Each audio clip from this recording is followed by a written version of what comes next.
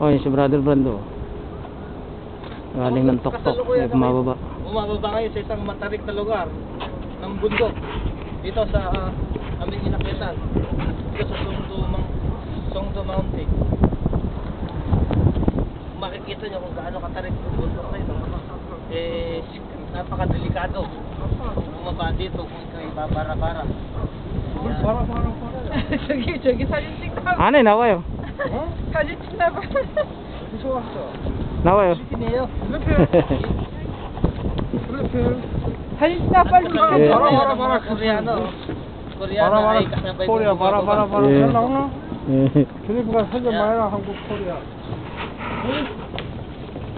Salukuyan namin ngayon ay pupunta dito sa isang lugar na kung saan matutunghayan natin ang ipinagmamalaki ng bansa ng Korea, yung ginamit ng World War II na mga gamit nila. At dito makikita natin ang mga tangke. Bababa ako eh. At yung ating cameraman, may tao sa likod, kaya medyo ayan, malapit na tayo. Ano yun? Dito yung dinadaanan namin na daanan. Bakit yung may hagdan eh? Ito talaga yung sinadya ng mga Koreano upang umakyat dito sa bundok na ito at upang madali ang taong umakyat. At ganoon din sa pagbaba ay makikita natin na ayos ng gawa ng Koreano. Bagamat malamig, na sobrang lamig mga kaibigan, eh tinitiis ko na lang. At yung aking cameraman naman at director si Brother Roger, eh, siya po ang matyagang kumukuha sa akin dito sa tuktok ng bundok. Ayan, makikita nyo kung gaano kaayos ang kanyang ginagawa.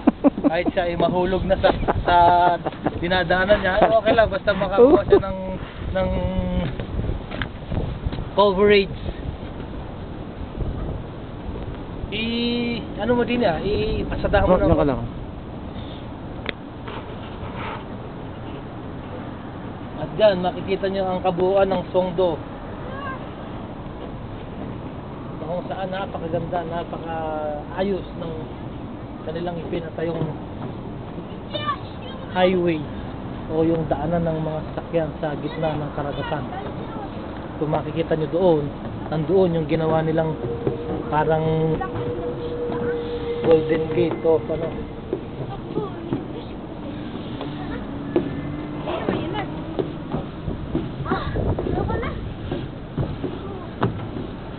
At dito, nababa ako ngayon.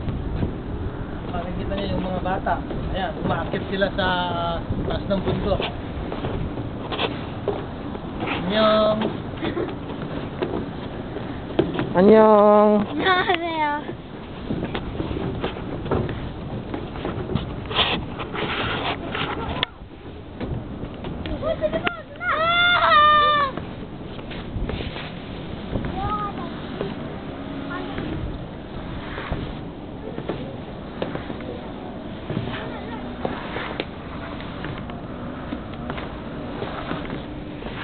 May 10 minutes na ba? Patayo mo muna, para doon tayo kumuha ng ano, para may pang camera pa tayo.